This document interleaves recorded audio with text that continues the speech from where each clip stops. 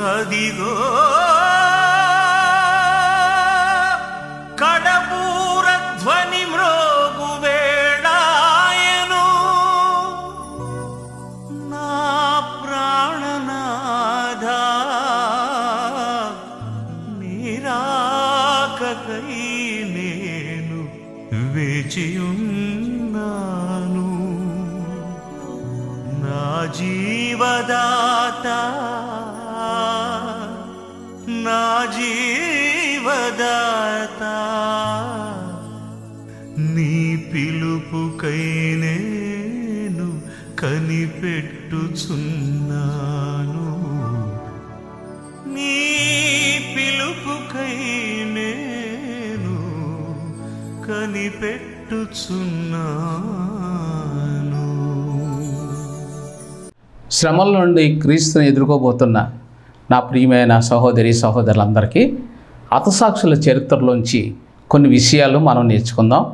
ఈనాడు హతసాక్షులు అనేవాళ్ళు గ్రంథాల్లో మన కళ్ళెదుటే ఎంతోమంది మరణించడం మనం చూసాం, అలాగే చదివాం.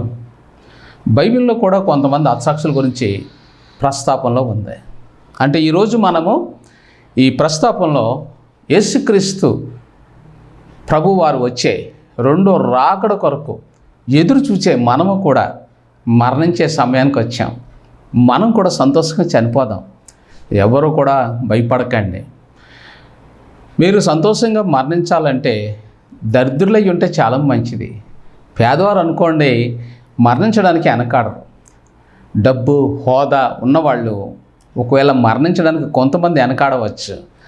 కాబట్టి మీలో చాలామంది పేదవారుగా ఉన్నారు, ఆర్థిక ఇబ్బందుల్లో ఉన్నారు, రోగులుగా ఉన్నారు. భయపడకండి. ఎందుకంటే యేసుక్రీస్తు రాకడకి సిద్ధపడి ఎదుర్కోపోతున్న సంఘ సహోదరులందరికీ నా నిండు వందనాలు. ఈనాడు మనం నేర్చుకోబోతున్న ఈ వాక్యంలో బైబిల్లోంచి ప్రకటన 12వ అధ్యాయం 11వ వచనం ఇలా సెలవిస్తుంది.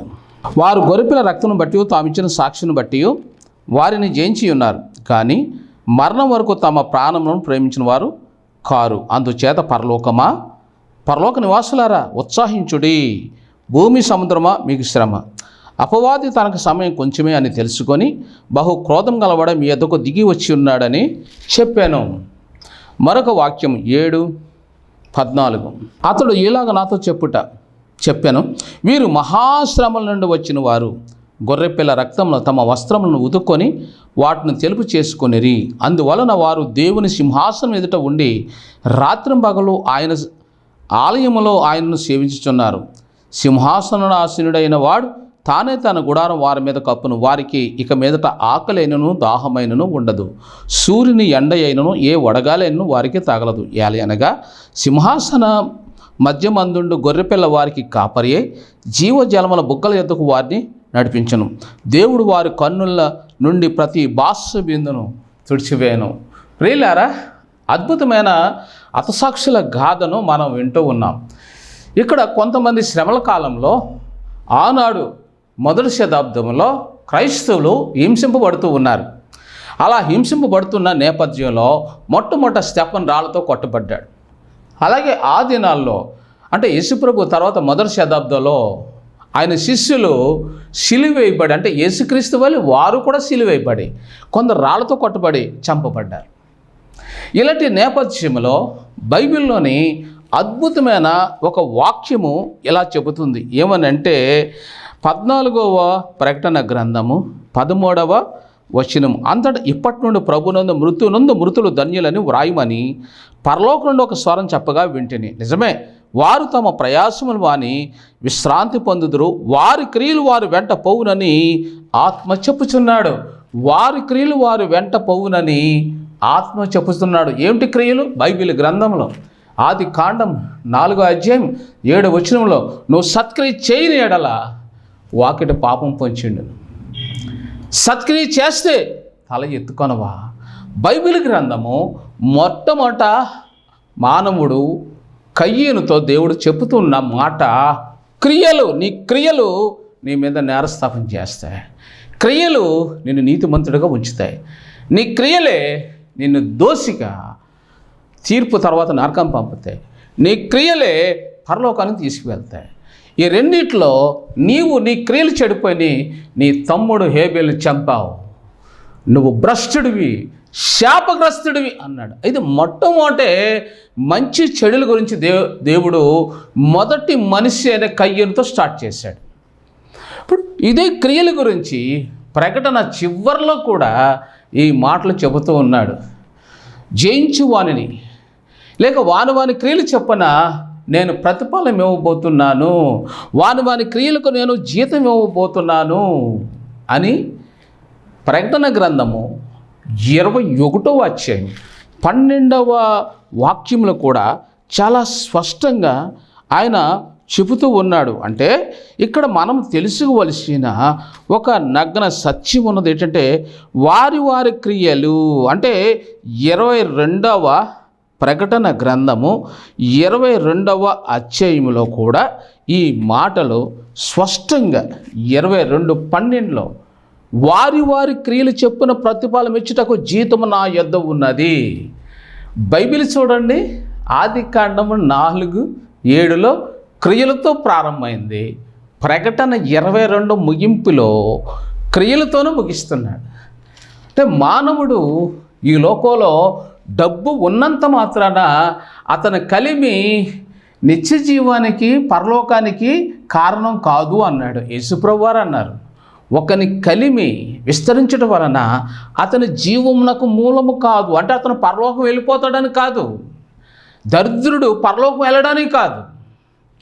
నువ్వు డబ్బున్నా నువ్వు ఒక పని ఖచ్చితంగా చేయాలి. నీ డబ్బుతో లేని వాళ్ళకి పంచే గుణము నీలో ఉండాలి. ఇలా పంచే గుణము బైబిల్లో ఉన్న ఈ నిబంధన యేసుప్రభు వారు కాలంలో యేసుప్రభు చేసిన తర్వాత 12 మంది శిష్యులు కూడా వారికి వచ్చిన కానుకలను పంచిపెట్టేవారు. ఇప్పుడు సంఘాలు వచ్చిన కానుకలను పోగు చేసుకొని వారు మినిస్ట్రీని డెవలప్మెంట్ చేసుకుంటున్నారు. వారు లగ్జరీగా వెళ్తున్నారు. వారు మెసేజ్లకి డిమాండ్ చేస్తున్నారు 10 లక్షలు, 15 లక్షలు, 20 లక్షలు. ఏమంటే పిలిచిన వాళ్ళకి కూడా బుద్ధి లేదు. ఈ డిమాండ్ చేసే వాళ్ళనే పిలుస్తారు. పాపం, ఒక పేద దైవజనుడు, పిలుపున్న దైవజనుడు, దర్శనం ఉన్న దైవజనుడిని పిలవరు. ఎందుకంటే వీళ్ళకి ఆర్భాటాలు ఉన్న పాస్టర్లే కావాలి, కారు ఉన్న పాస్టర్లే కావాలి. ఆర్భాటం తర్వాత ఒకవేళ వీళ్ళ మినిస్ట్రీ బాగా డెవలప్మెంట్ అయింది, అందులో నేను కూడా చేరితే బాగుంటుందని చిన్న సేవకులు అందులోకి జాయిన్ అయిపోతున్నారు. ఎంత భయంకరం! జాగ్రత్త, నీ క్రియలు జాగ్రత్త, నీ పిలుపు జాగ్రత్త, నీ దర్శనం జాగ్రత్త. చిన్న సేవకులు, చిన్న సంఘ సేవకులు వాళ్ళు ఇంటింట వెళ్ళి ఆ కొంతమందిని బలపరుస్తూ ఉంటారు. వారి కొరకు కన్నీరు కారుస్తుంటారు. కానీ సంఘం పట్టించుకోదు, సంఘం సహకరించదు, సంఘం నిర్లక్ష్యంగా ఉంటుంది. కానీ ఒక గొప్ప పాస్టర్ గారు అఫీషియల్గా వచ్చి తన సంఘంలో వాక్యం చెప్పి వెళ్ళిపోయి ఒక 10 లక్షలు 20 లక్షలతో జేబులు పెట్టుకొని వెళ్ళిపోయి మళ్ళీ వారం దాకా కనబడ్డాడు. అసలు ఆ చందా పట్టుకెళ్ళి 10 లక్షలు పట్టుకెళ్ళిన ఈ పాస్టర్ గారు ఆ విశ్వాసుల గురించి ప్రార్థన చేసాడో చేయలేదో ఎవరికీ తెలియదు, దేవుడికే తెలుసు. కానీ ఆ పాస్టర్ గారు చెప్పిన మాట వింటారు. దీనత్వంలో కన్నీళ్ళు కార్చిన సేవకుడికి ఈ రోజుల్లో విలువ లేదు అని అంటే ఈనాడు ప్రతి చిన్న సేవకుడు హతసాక్షి రూపంలో ఉన్నాడు, హతసాక్షుల కేటగిరీలో ఉన్నాడు.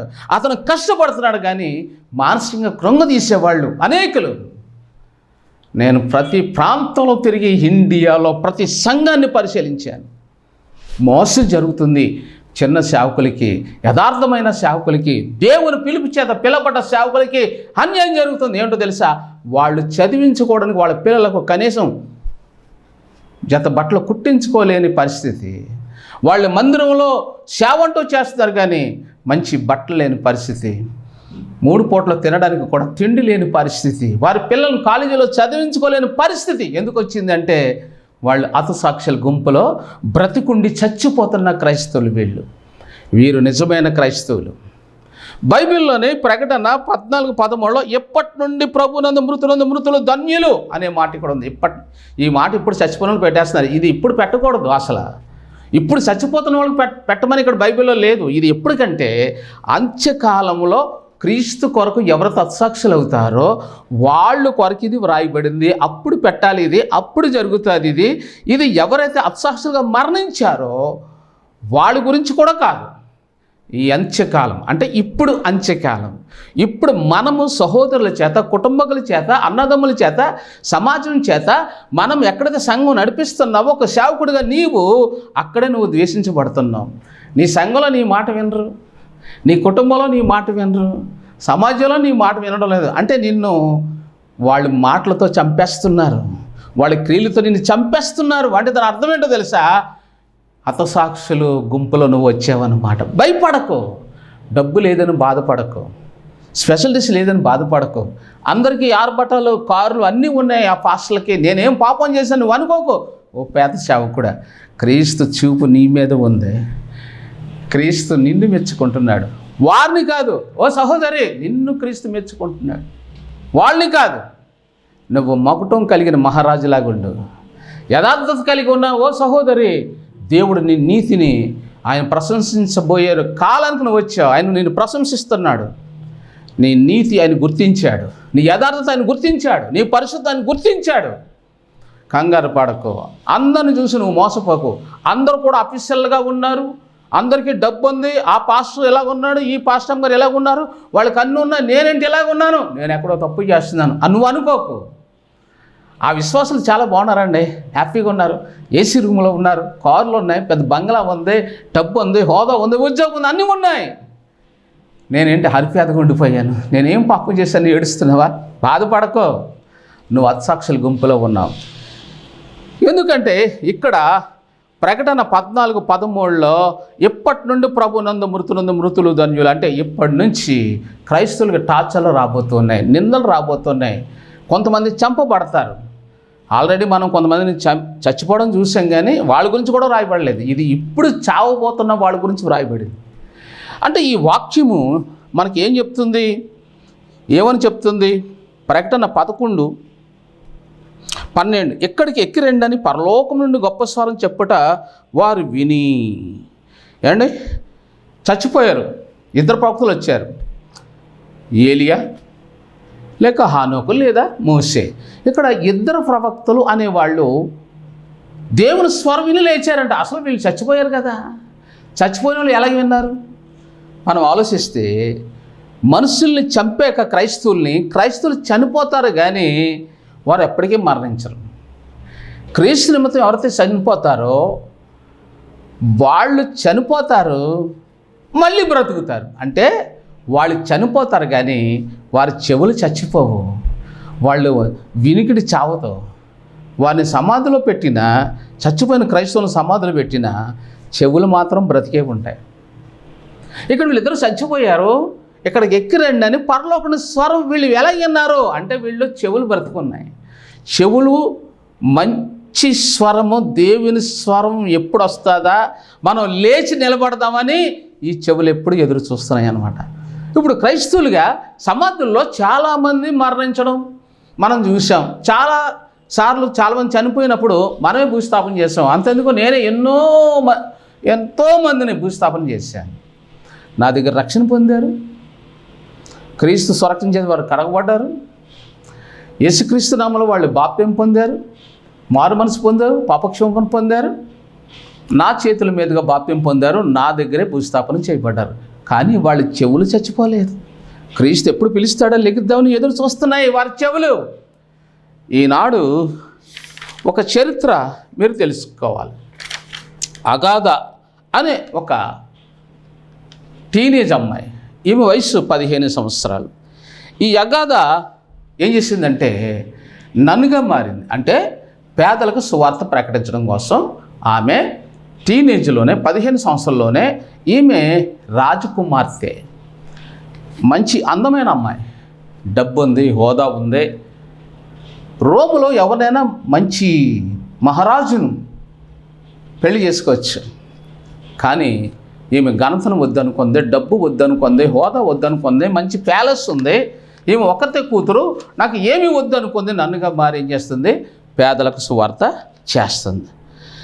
ఈమె ఇలాంటి సమయంలో క్రీస్తు శతాబ్దం 250-51 మధ్యన ఒక చక్రవర్తి క్లెయింటియనిస్ అనే వ్యక్తి ఈమె గురించి విన్నాడు.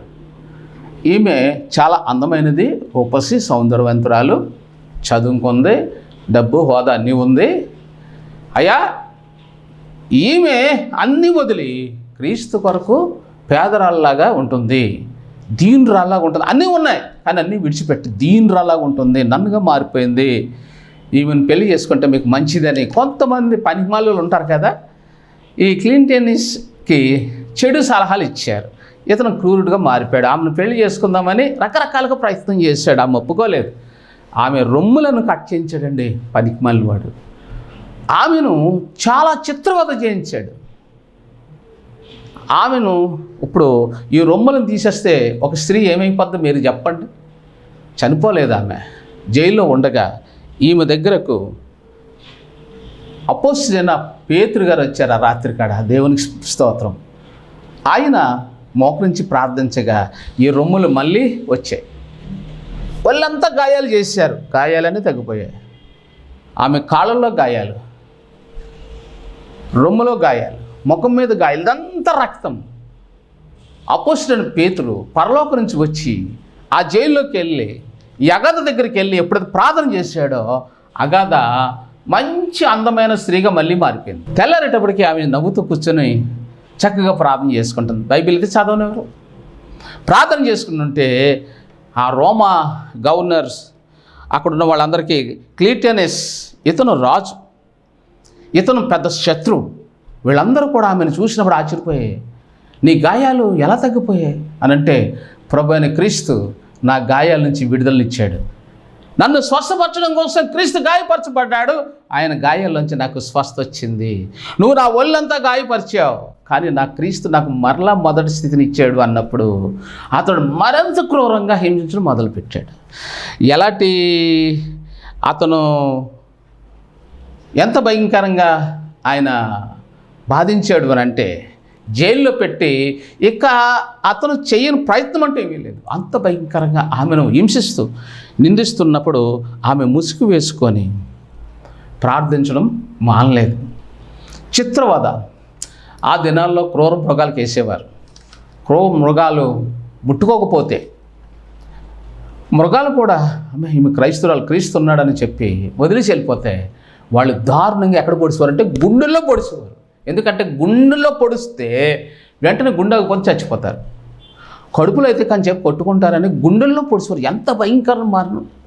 అలాంటి సమయంలో ఈ కాటానియా అనే ఈ ప్రదేశంలో ఈ అగాధను వాళ్ళు హింసించి కొడుతూ ఉన్నారు.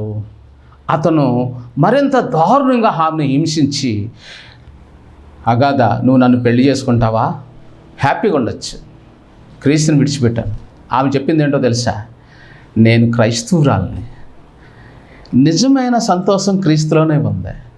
ఈ బానిసత్వం, ఈ నన్నుగా ఉండడం, ఈ పేద ప్రజలకు సేవ చేయడం, ఇది నీకు సంతోషమా అని అడిగింది. నిజమైన సంతోషం క్రీస్తులో సేవలోనే ఉంది.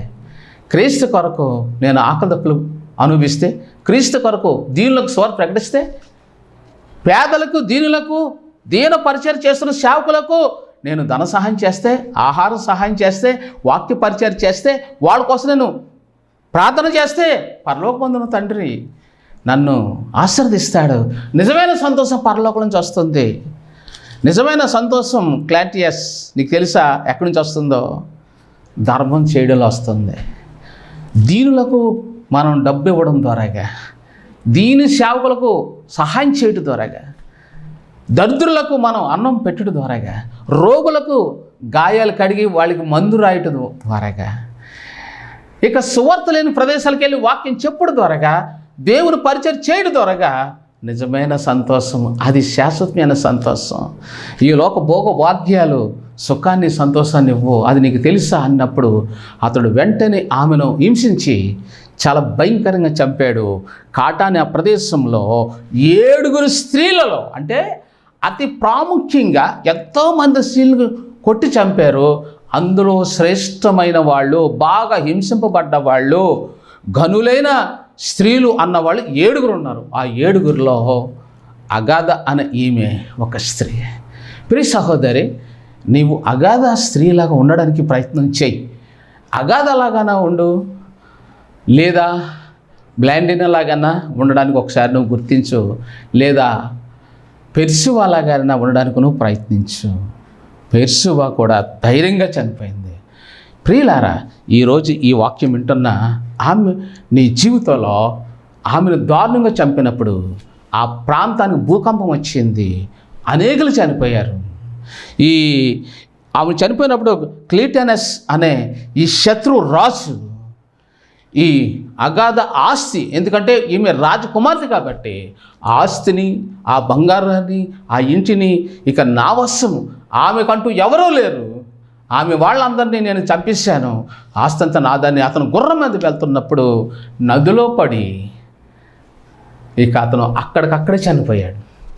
అంటే అగాధాను చంపినందువల్ల ఆ చంపిన కుట్ర పనిన వాళ్ళు చచ్చిపోయారు, ఆ రాజు కూడా చచ్చిపోయాడు.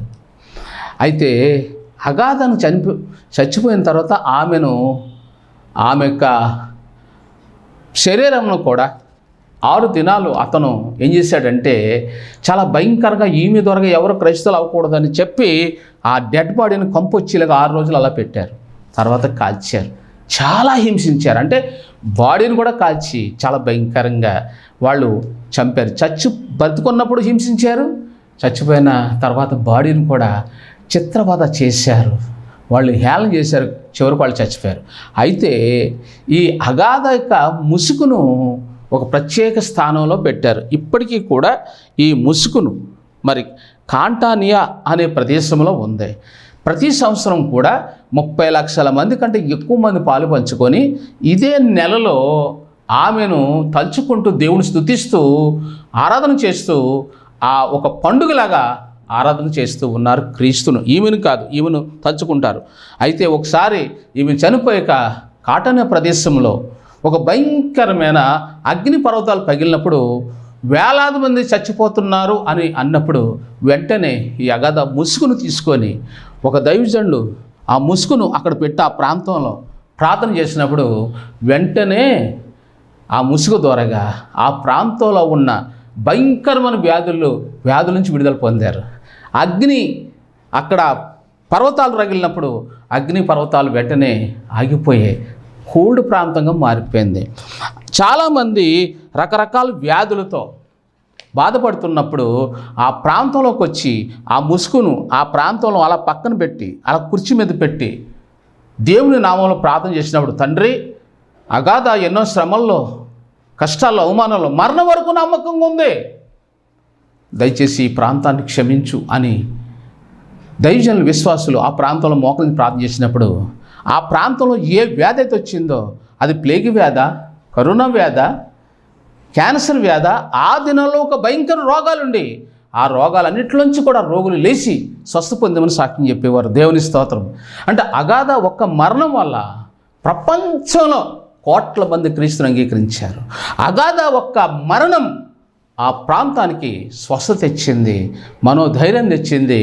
ఆ ప్రాంతం అంతా కూడా కాటన ప్రదేశం ఈరోజు అందరూ కూడా క్రైస్తవులుగా ఉన్నారు. 100% అందరూ కూడా క్రీస్తు కోసం బలమైన పాత్రలుగా ఉన్నారు. అందుకనే ఈరోజు నువ్వు ఎలాగున్నావు అని ఈ వాక్యము నేను ప్రశ్నిస్తూ ఒక వాక్యము చెబుతుంది. ఏమనంటే ఫిలిప్పీ రాసిన పత్రిక 3:10, ఏ విధము చేతనైనా మృతుల్లో నుండి నాకు పునరుత్థానం కలగవాలని ఆయన మరణం విషయంలో సమాన అనుభవం గలవాడనై ఆయన శ్రమల్లో పాలువాడునగుట ఎట్టిదో ఎరుగు నిమిత్తమును సమస్తమును నష్టపరుచుకొని వాటిని పెంటతో సమానంగా ఎంచుచున్నాను. రాజకుమారుడు పౌలు తనకున్నదంతా కూడా పెంటగా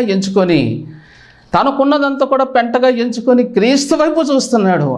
రాజకుమారుడు రాజభోగాలకు వ్యతిరేకంగా జీవించాడు, సుఖాన్ని వ్యతిరేకించాడు. రాజకుమారుడు సంతోషాన్ని వ్యతిరేకించాడు. క్రీస్తు నిమిత్తం నిందలను, అవమానాలను, కొరడా దెబ్బలను, రాళ్ల దెబ్బలను, చివరికి చిరచేతనను సంతోషంగా స్వీకరించాడు. నవ్వుతూ క్రీస్తుని ఎదుర్కొన్నాడు పౌలు గారు. ఈ అగాధ కూడా నవ్వుతూ క్రీస్తుని ఎదుర్కొంది. ఈ అగాధ కూడా తనకున్న రాజభోగాలను వ్యతిరేకించింది, వద్దనుకుంది. తనకున్న ఆస్తిని అంతా పేదలకు పంచిపెట్టింది, నిరుపేదలకు పంచిపెట్టింది. ఆస్తిని ఎక్కువ చేయలేదు, ఆస్తి మీద ఈమెకు మక్కువ లేదు. క్రీస్తునే వెంబడించింది, క్రీస్తు కొరకు ప్రాణం పెట్టింది.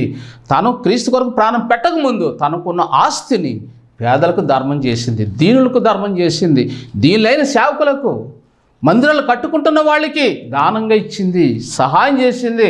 ఆమె వయసు 15 సంవత్సరాల నుంచి 5 సంవత్సరాలు హింసింపబడి 20 సంవత్సరం తర్వాత కరెక్ట్గా 20 సంవత్సరాలు వచ్చేటప్పటికి ఆమె క్రీస్తు కొరకు అతి భయంకరంగా క్రీస్తు కొరకు హతసాక్షిగా మారి క్రీస్తు లోకాల్లోకి వెళ్ళి ఆమె ఎవరైతే ఇక్కడ హతసాక్షులుగా, ఎవరైతే ఇక్కడ పేదరికంలో దీనులుగా ఉండి క్రీస్తు కొరకు సేవ చేస్తారో నా కొరకు ఆమె ఎదురు చూస్తూ ఉంది. ఈ సహోదరులారా, మీరు శ్రమల నుంచి వెళ్తున్నారా, కష్టం నుంచి వెళ్తున్నారా, భయపడకండి. మీకు ఒక శుభవార్త. 1 కొరింథీ 5:6 సుఖభోగముల యందు ప్రవర్తించినది బ్రతుకుచుండియు చచ్చినదయ్యుండును. చూసారా, క్రీస్తు కొరకు నువ్వు మరణిస్తావా? ఈ లోక భోగాల్ని వ్యతిరేకించి. ఈ లోకాల్లో చాలామంది క్రైస్తవులు ఉన్నారు, భోగభాగ్యాలు బ్రతుకుతున్నారు. పాపం ఒక పూట తిని ఒక పూట లేని క్రైస్తవుని గుర్తించలేని గుడ్డితనంలో ఉన్న ఈ మూర్ఖపు క్రైస్తవుల నుంచి నిన్ను నువ్వు కాపాడుకో. ఈ భ్రష్ట క్రైస్తవుల నుంచి నిన్ను నువ్వు కాపాడుకో. వీళ్ళకి కనులు ఉన్నాయనుకుంటున్నావా? 3 పూట్ల తింటున్నారు, కారులో ఉంటున్నారు, కోట్లు ఉన్నాయి, ఆస్తులు ఉన్నాయి, డబ్బు ఉంది. సాటి సేవకుడు తింటున్నాడో లేదో కూడా గమనించలేని దరిద్ర క్రైస్తవులు ఉన్న కాలంలో మనం ఉన్నాం. క్రైస్తవులోనే సొదొమ గొమొర్రా ఉంది. క్రైస్తవులే భ్రష్టులుగా జీవిస్తూ ఉన్నారు. వాళ్ళు చప్పట్లు కొట్టించుకుంటూ ఉన్నారు. మీకు విషయం తెలుసా? ఈనాడున్న క్రైస్తవులు అందరూ కూడా కోట్లు ఉన్న, కార్లు ఉన్న, డబ్బు ఉన్న సాటి సేవకుడు పేదరికులు ఉంటే పట్టించుకుంటలేదంటే అతను ఎవరో? బిలాం. అంతా ఉంది, డబ్బు ఉంది, ఒక సాటి సహోదరిని పట్టించుకోలేకపోతుంది. ఆ దైవజనరాలంటే దాని అర్థం ఏంటో తెలుసా? ఆమెలో యెజబెల్ ఉంది. కాబట్టి సాటి సేవకులను పట్టించుకోదు. కానీ బ్లాండీనా ఉంది, అగాధా ఉంది. చూసారా, వీరు లేని వాళ్ళకి సహాయం చేశారు. అగాధా ఒక రాజకుమార్తె దీనులకు సహాయం చేసింది. బ్లాండీనా ఒక దీనురాలు, తల్లిదండ్రులు లేరు, అన్నదమ్ములు లేరు, బంధువులు లేరు, ఇల్లు లేదు, వాక్క లేదు, చెప్పుతగా చదువు లేదు. కానీ ఆమెకు క్రీస్తు మనసు ఉంది, అందమైనది, తెలివైనది. కానీ ఆ తెలివితేటలు క్రీస్తు కొరకు ఉపయోగించింది, క్రీస్తు కొరకు ప్రాణం త్యాగం చేసింది. ఈరోజు నేను బలహీనరాలని, నాకు తల్లిదండ్రులు లేరు, అన్నదమ్ములు లేరు, ఎవడో లేరు అని నువ్వు అనుకోకు. క్రీస్తు నీకు తల్లిగా తండ్రిగా ఉన్నాడు, క్రీస్తు నీకు అండగా ఉన్నాడు. బ్లాండీనా శబాస్ అనిపించుకుంది క్రీస్తు కొరకు, అగాధా శబాస్ అనిపించుకుంది. ఈరోజు ఈ వాక్యం వింటున్న నీ జీవితంలో నువ్వు ఒక విషయాన్ని తెలుసుకో. 2 కొరింథీ 3:12 క్రీస్తు యేసునందు సద్భక్తితో బ్రతుకును ఉద్దేశించి వారందరూ హింస పొందుతారు. వీళ్ళు హింసలోంచి వెళ్ళి క్రీస్తుని కలుసుకున్నారు. ఈ చివరి కాలంలో క్రీస్తు కొరకు మనం జీవిద్దాం, క్రీస్తుని కలుసుకుందాం. అట్టి కృప దేవుడు నీకు అనుగ్రహించను గాక. పరిశుద్ధుడు ఈ వాక్యం వింటున్న బిడ్డలను దీవించండి. నీ రెండో రాకడ కొరకు సిద్ధపరచండి. హింసల్లో, శ్రమల్లో, ఆర్థిక ఇబ్బందుల్లో, రోగాలున్న ఈ మా సహోదరులను జ్ఞాపకం చేసుకోండి అయ్యా. వీరి కన్నీరు తుడిచి వీరిని ఆదరించండి. వీరి కష్టాలు కన్నీరు తుడిచి నీ మహిమతో నింపండి. అడ్డు ఆటంకం తొలగించండి. ఈ కుటుంబ కన్నీరు నాచక మార్చండి. ఇక్కడ చాలామంది రోగులు ఉన్నారు. యేసు నామములో బాధితులను ముట్టి స్వస్థపరచండి. సంతానహీనులను వీరి సంతానం దయచేయండి. యేసు నామములో ప్రార్థిస్తున్నాం తండ్రి, ఆమేన్. వందనాలు. సిలువధారి నిన్ను పిలిచే మధుర భాషతో కలుషమెల్ల కడిగే ప్రభు ఎంతో ప్రేమతో, ఎంతో ప్రేమతో. సిలువధారి నిన్ను పిలిచే మధుర భాషతో కలుషమెల్ల కడిగే ప్రభు ఎంతో ప్రేమ.